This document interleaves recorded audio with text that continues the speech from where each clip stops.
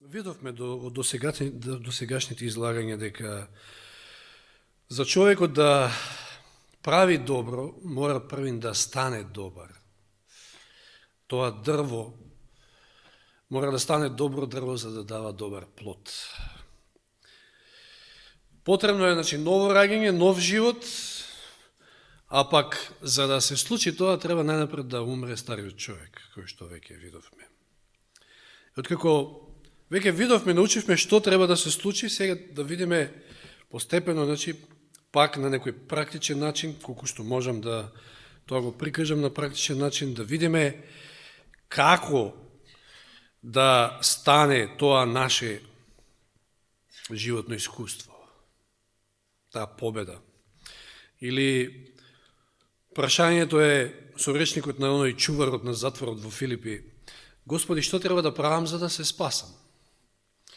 И ова не е единствено вакво прашање поставено в Библијата, знаете, имаше и слично прашање и богатиот младич. Дело 16:30, Господи, што треба да правам за да се спасам? Знаете, избезумен, дури откако Павле и Сила избегали од затворот, знаете, после она чудо и оној земјотрес, сакал да си го одземе животот. Но одговорот што го добил е одговор кој што му е даден и нему, но и нам денес, и кој што гласи многу едноставно. Следниот 31 стих од Дела 16 глава: Верувај во Господа Исуса и ќе се спасиш и ти и твојот дом. Верувај и ќе бидеш спасен. Но, знаете, овој стих ни е многу добро познат на сите нас. Звучи вака едноставно, и нели ние ќе кажеме, па сите ние веруваме, ама ако го немаме се уште оној спасоносен однос со Господа, ако го немаме мирот со Господа, тогаш нешто тука недостасува.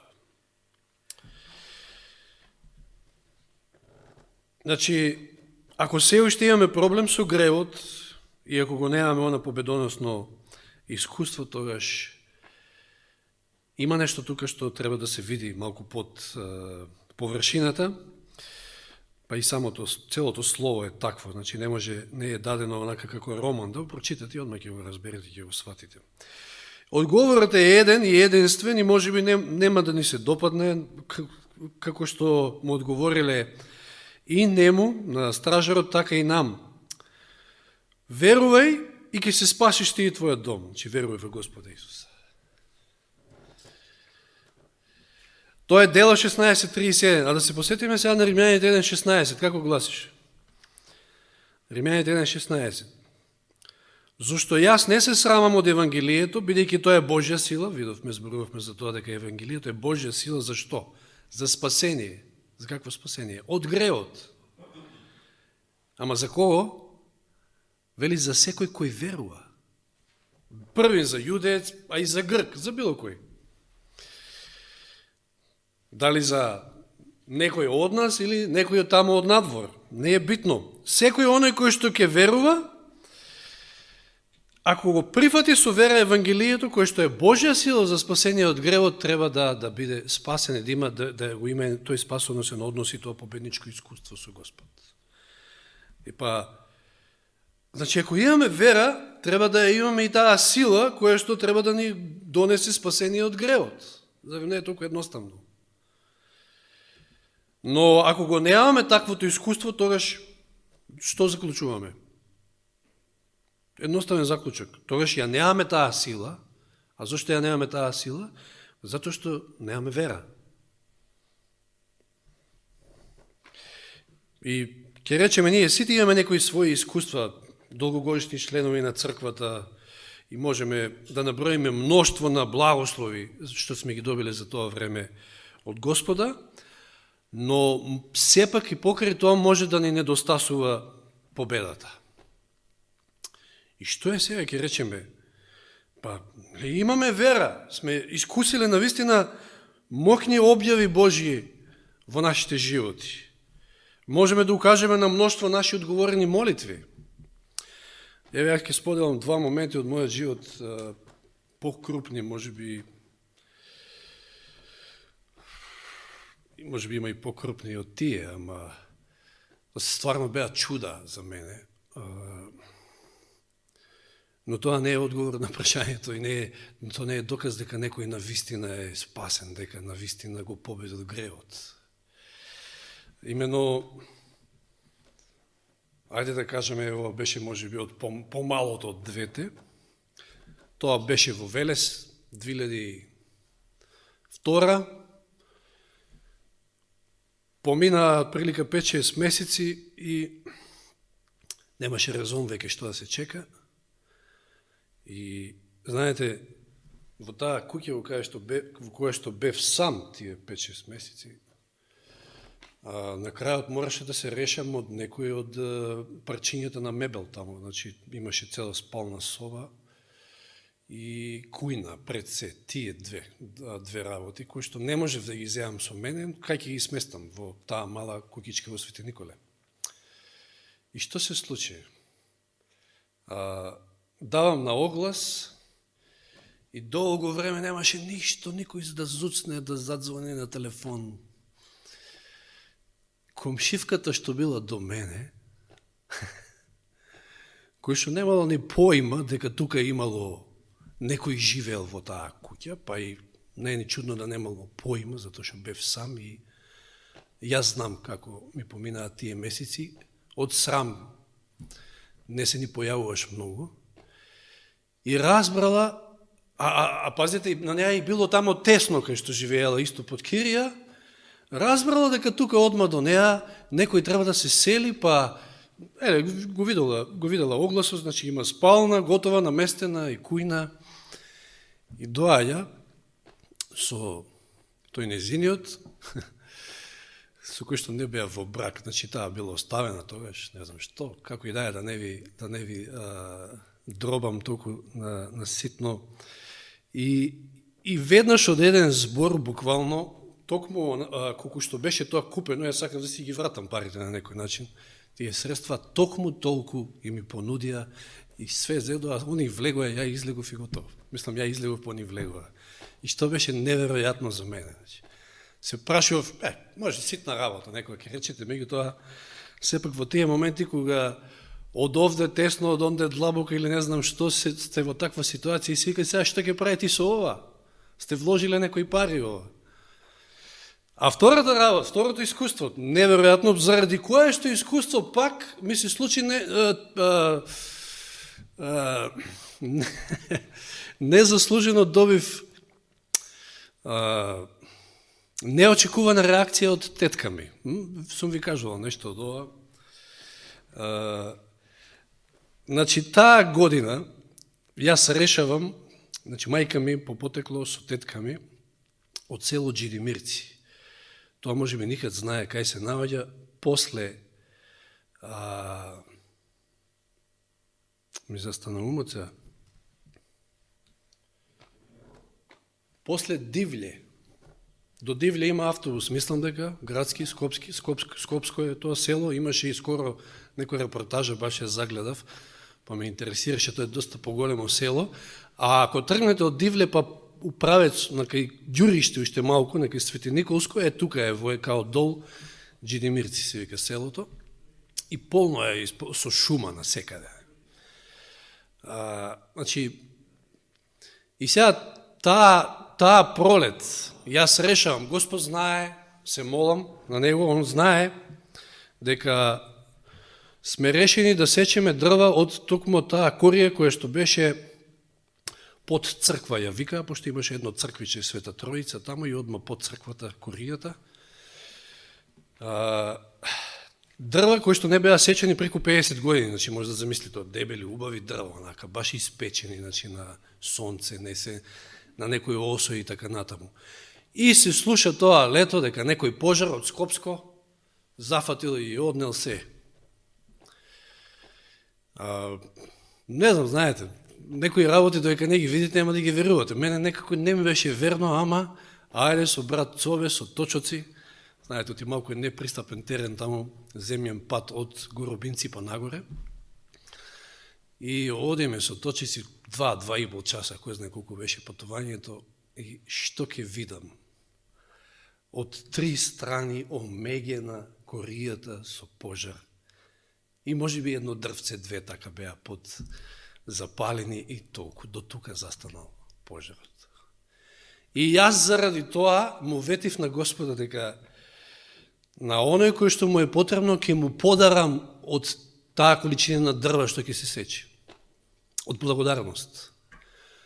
И тоа и се случи од 4 камиона, 4 пута 15 кубика, рачунајте, или пута 12, така некако, ама тоа е 50 кубика дрва, тоа е огромна количина. 2 камиона така ги дадов едноставно. Меѓутоа, поради тој настан, тетка ми после не сакаше воопшто да размислува за префрлање на имотот на наше име, затоа што овој Борче е будала, ако му дадам, ќе го раздаде имотот и тоа е тоа, ништо нема да остане.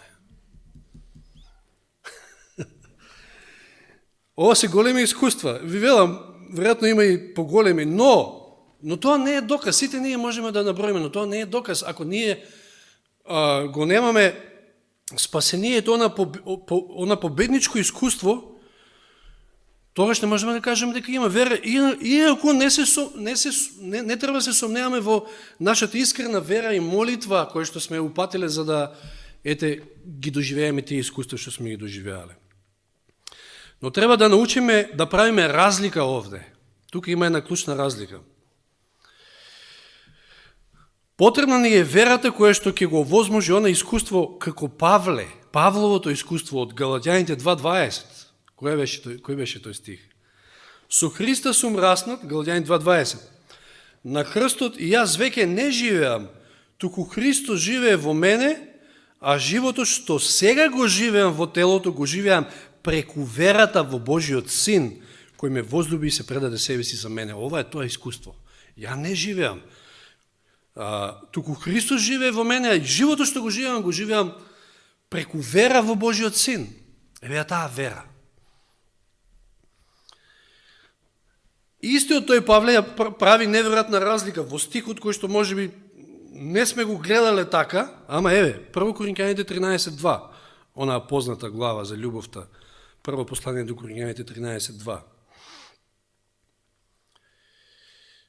И ако имам дар за пророкување и да ги знам сите тајни и сите знаења, и вие внимавате сега, и ако ја имам сета вера, така што да преместува и планини, чуда, ама љубов ако немам, ништо не сум. Ова изгледа малку контрадикторно. Како може да имате сета вера и планини да помислувате, значи Господ да прави чуда преку вас, ама вие сте еднакво на нула, ако го немате онаа втора компонента, љубовта. И нели преку вера се спасуваме, ја добиваме силата за спасение, нели со вера го прифаќаме Евангелието, како што читаме во Римјаните 1.16. И тоа што е автоматски би значило дека имаме и љубов. Но верата не е само вера во, туку таа опфаќа целосна доверба во Синот, во Господа Исуса Христа, до тој степен што вие целосно му дозволувате да го обземе вашиот живот, да има контрола над вашиот живот. Че вие сте мртви, вие веќе не живеете, како што вели Павле во Галатјаните. И тоа не само што ќе ви даде победа над гревот, туку ќе ви помогне повеќе да не грешите понатаму. Како вели тамо Јован во неговите посланија, кој останува во него? Значи, јас во него, Христос во мене, тој концепт. Кој е роден од Бога? И што е ли? Тој не греши. Значи, не само што ќе се очисти сами од себе, ќе се наново роди, ќе стане нов човек, туку и ќе му даде Господ сила за да не греши. Значи, Павле во Коринќаните 13 глава како да вели, и ако имам сета вера, па и планини да преместувам, а не сум наново роден, не сум го започнал тој нов живот во Христа, јас немам љубов и јас сум ништо.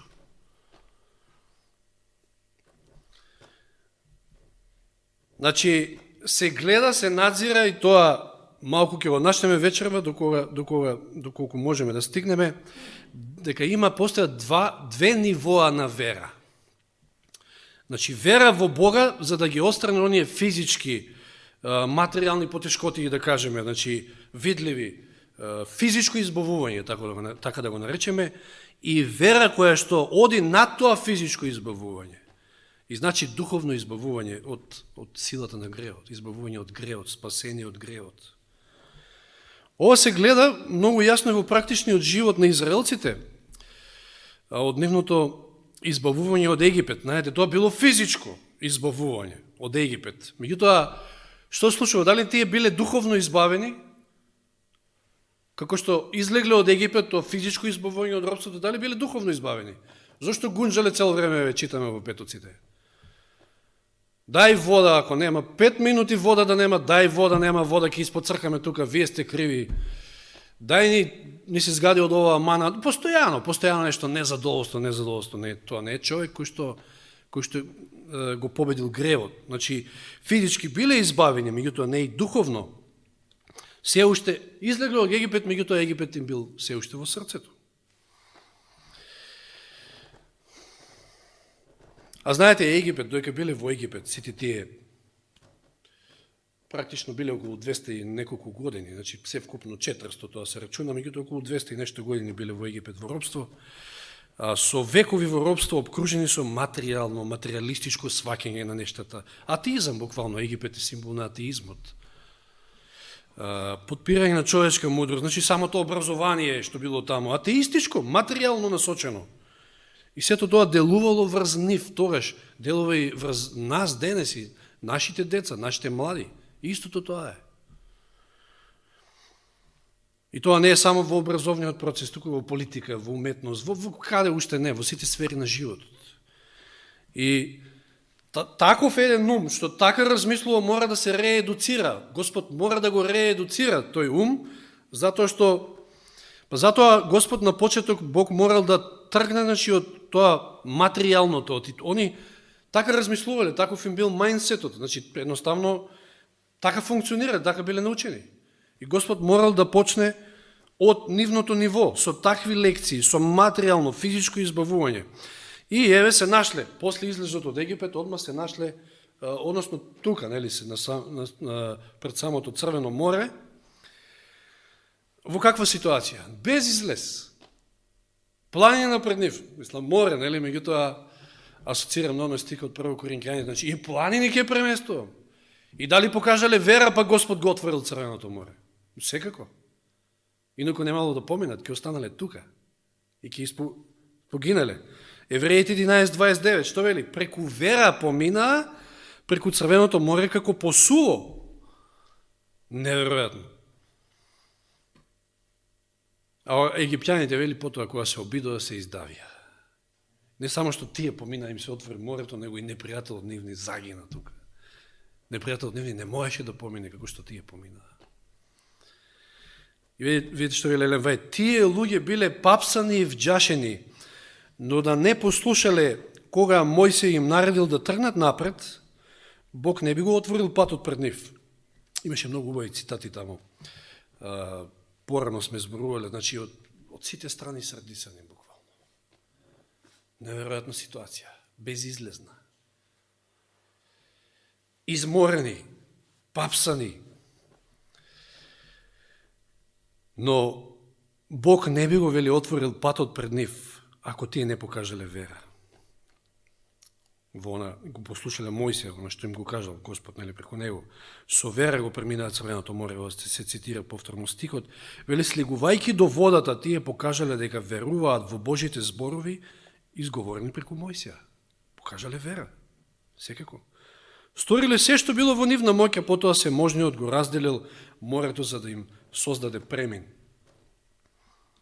И се чудиме често пати, читаме во петотите си, велиме, како можеле после вакво едно искуство, после таму во пустината да, како мали деца едноставно да бидат.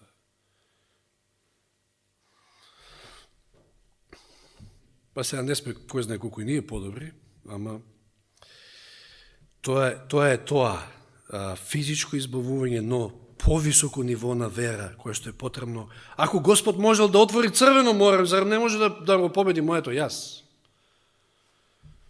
Моите слабости. Кога ги ослободил од Египет, Бог настојал да им ја открие својата моќ и милост, за да ги одоброволи да го љубат и да имаат доверба во Него. ги довел до бреговите на Црвеното море, каде што не било можно да побегнат од египтјаните кои им биле зад петиците. Зошто? За да сватат колку се безпомошни и колку им е необходна божествената помош. Во вакви мигови се случуваат најголемите чуда, кои ќе сватите дека сте безпомошни, дека не можете ништо. Како во Римјаните 4 глава ли беше, кај што вели за Аврам, без надеж имаше надеж. Изгуби целосно надеж во себе, затоа што беше стар, не може да има пород, и сета надеж ја насочи кон Господа. Тогаш Господ ги прави најголемите чуда.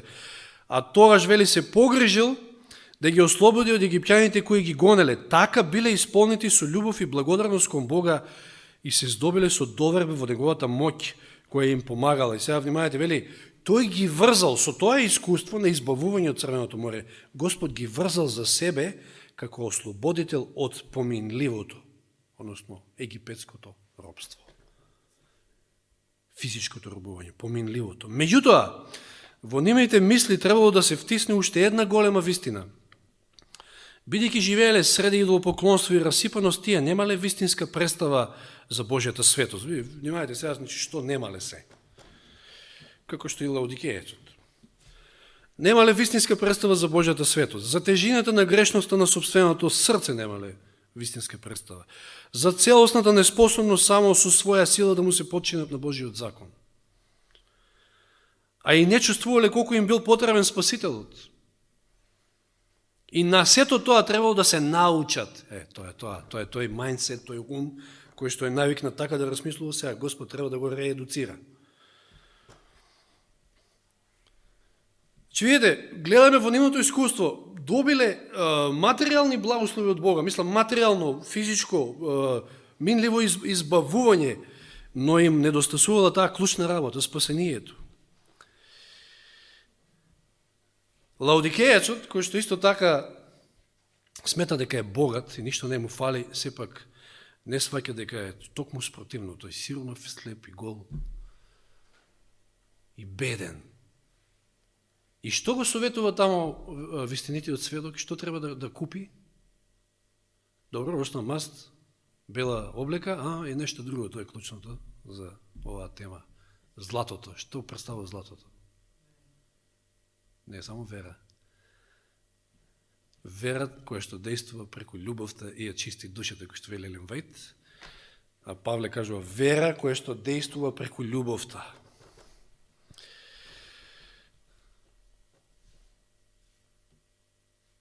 Значи, во контекст на она што кажеме од прво Коринќаните, ако имам дар за пророкување, да ги знам сите тајни и сите знаења, ако ја имам сета вера, што да преместува и планини, а љубов немам, ништо не сум.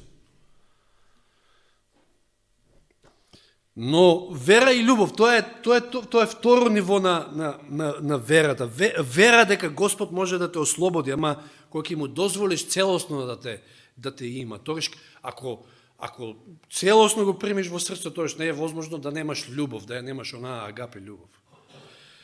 Господ е милостив и не благословува навистина со богати материјални добра и на материјално видливо ниво. Но трагедијата е тоа што ние некојаш се задоволуваме со тоа и мислиме дека, имаме благослови, тоа значи дека ние сме верни, дека му сме предани на Господи, дека натаму и ништо повеќе не ни треба. Меѓутоа ни фали онаа спасоност на заедница. И токму оние нешта кои што Господ ги осмислил да не доведат до тоа повисоко, подлабоко искуство, ни стануваат пречка. Тоа е таа едукација, реедукација наша. Почнува од материјалното, од видливото, од физичкото, зашто така ние размислуваме. Тука ни дава благослови, не ослободува, за да не доведе до на повисоко ниво.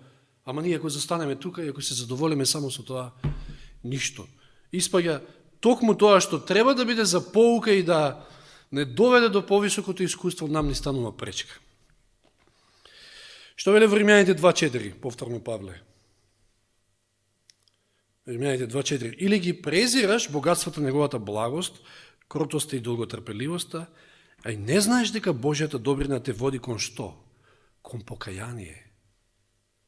Значи, негова намера не е неговата добрина да не доведе до тоа да бидеме задоволени онака видливо, материјално, физички, со сето оно што секој ден ни го дава. Еве како маната што им ја давал, водата, Господ со сето тоа не обдарува на секој ден. Фала му нему. И со леп, и со вода, и со се. Но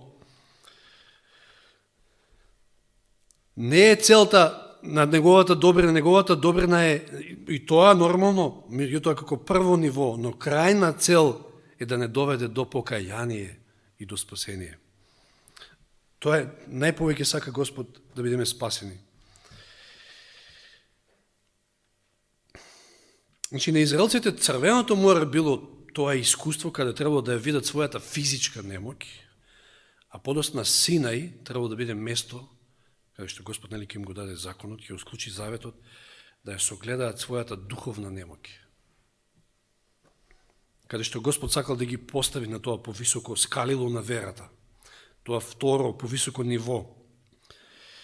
Замисли си како Господ ја манифестирал својата слава, својата моќ, додека го давал законот. Каква била таа една величествена сцена и на сето тоа, како одговараат тие, ќе вршиме и ќе послушаме се што рече Господ. И ние, јас за мене ќе признам, кога мене ми држеа лекции за крштевање, ја така ја сватив работата. Треба да го држиме законот, стисни заби и ова тоа држи прва, втора, трета, пета. Се ќе вршиме, се ќе послушаме. И после многу кратко време сваќаш дека не е тоа. Тие, вели, присуствувале при објавувањето на законот во величественост, што бара најдлабока стравопочит и стоеле под гората, тресики се од страв, а сепак само по неколку седмици го раскинале својот завет со Бога и се кланяле пред делкан кип. И повторно се чудиме ние, како бе можело тоа?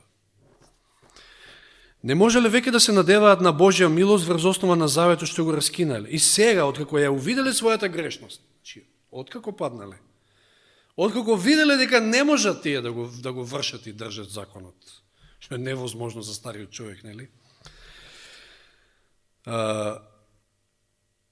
Значи, откако ја увиделе својата грешност и потреба од проштавање, биле доведени во состојба лично да почувствуваат колку им е потребен и Спасител кој бил откриен во заветот на Аврама и навестуван со принесувањето на жртвите. И сега, со ова искуство, видите што велеле, и сега со вера и со љубов се врзале за Бога како за свој ослободител од робувањето на гревот.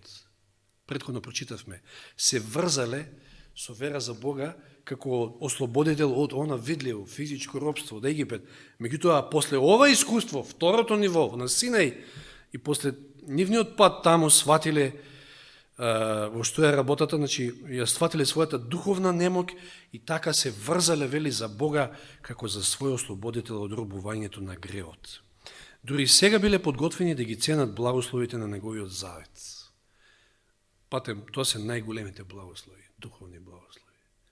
Чудо е да ви остане коријата не допрена од пожар. Чудо е да се отвори Црвено море. Чуда се многу работи во животот, меѓутоа најголемо чудо е кога грешникот ќе се спаси. Видите како Исус ги лечел луѓето. На две нивоа можеме да кажеме. Не само физичката болест, туку и го простува гревот. Дори на едно место вели што е полесно, во прво или второ. Тоа е целосното избавување, тоа е оно што Господ сака да го постигне. Значи, гледаме од ова и од искуството на израелците дека постојат тие две нивоа на вера. Првото ниво, кое го искуселе на Црвеното море, кога Бог го отворил пред нив, ја помрнал таа огромна планина, но било потребно да се научат на тоа второ ниво на верата. Бидејќи и покрај првото искуство, покрај отварањето на Црвеното море, тие не биле ослободени од гревот. Значи има, можеме кажеме, вера и вера. Првата ве ослободува од минливите препреки, од физичките препреки, а ова втората вера ви го дава она искуство на ослободување од гревот.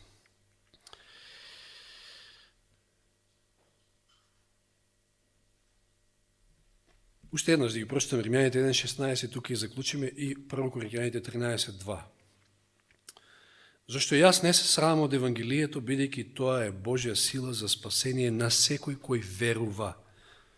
Првен за јудеец, а и за грк. Значи, преку вера го примаме спасението. Преку вера го прифаќаме Евангелието и со тоа и сила добиваме за спасение. Но Павле разграничува и вели и да ја имам сета вера, па и планини да преместувам, но ако љубов немам, ништо не сум. Од овие два стиха се гледа тие две нивоа на верата. Вистинската вера е таа која што действува преку љубовта, и тоа е таа жива вера која што ја чисти душата. Кога таа вера е активна кај човекот, тоа ќе се види победата над гревот. Оти тоа е моќна сила, тоа не може да не биде. Тоа е сила за спасение, вели. Не може да не биде. Кога имаме таа вера, ние имаме победа над гревот.